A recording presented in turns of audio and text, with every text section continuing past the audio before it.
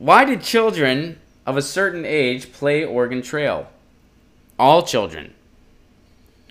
Well, I can tell you, I was one of those children, and I love the Oregon Trail, so let's see what this is all about.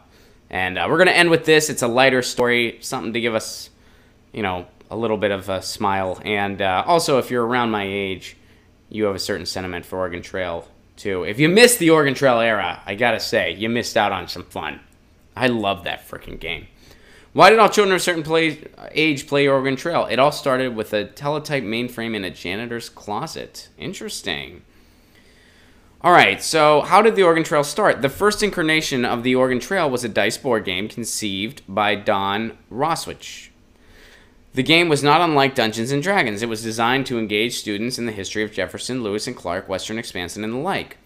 Roswich sketched the first version on a piece of butcher paper and traced a path from Independence, Missouri to Oregon. Like many role-playing games, players collected money and goods that could be traded. A roll of dice determined the player's mostly dire fortunes, such as broken legs, wagon axles, and immune systems. In 1971, he teamed up with Bill, who'd recently learned to program. Okay, so this guy who made the board game teamed up with Bill Heinemann and Paul Dillenberger, and they learned how to program. They agreed to help build a text-based computer version of the game. The trio created the game during a 2-week marathon coding session on a teletype mainframe in a janitor's closet at Bryan Junior High School in Minneapolis, Minnesota. That is badass. Dude. And the rest is history. So that's where the janitor's closet comes in. I wasn't sure what that meant at first. I thought maybe, like, one person... I thought maybe it was like it caught on later. Like, maybe they made Oregon Trail and everyone hated it for whatever reason. I don't know how you could hate that game. It's so much freaking fun. But for whatever reason, people hated it. And they were like, this game sucks. And then they, like, put it in some janitor's closet.